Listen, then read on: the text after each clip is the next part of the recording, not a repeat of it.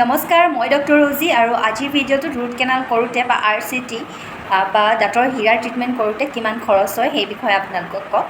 দাঁতৰ হিৰাৰ ট্ৰিটমেণ্ট কৰোঁতে আপুনি ৩-৪ বাৰ আহিব লাগিব এটলিষ্ট ডক্টৰৰ ওচৰত। সেইটো কেতিয়া আহিব লাগিব, ভিজিট কৰিব লাগিব, ডক্টৰে আপোনাক এডভাইচ কৰি দিব আৰু এটলিষ্ট 3000ৰ পৰা 6000ৰ ভিতৰত আপোনাৰ খৰচা হয়।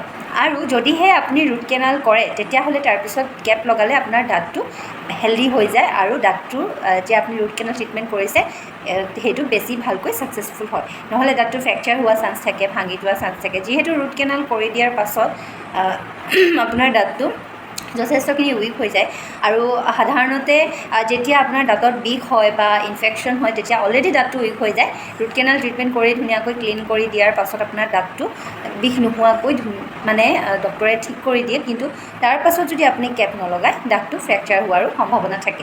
যদিহে আপুনি ডেণ্টেল কেপ লগাব বিচাৰে তাৰ খৰচাটো এক্সট্ৰা হয়, তো সেইটো আপোনাৰ 2000ৰ পৰা 15000ৰ ভিতৰত আপুনি কোনটো ডেণ্টেল কেপ লগাব বিচাৰে বেলেগ ধৰণৰ আছে, তো সেইটোৰ ওপৰত তাৰ দামটো ডিপেণ্ড কৰিব। তো আজিলৈ আহিছোঁ, আকৌ আহিম এটা নতুন টপিকৰ সৈতে এটা নতুন ভিডিঅ'। তেতিয়ালৈকে আপোনালোক সুস্থ থাকক, সবল থাকক, তাৰে কামনাৰে ধন্যবাদ।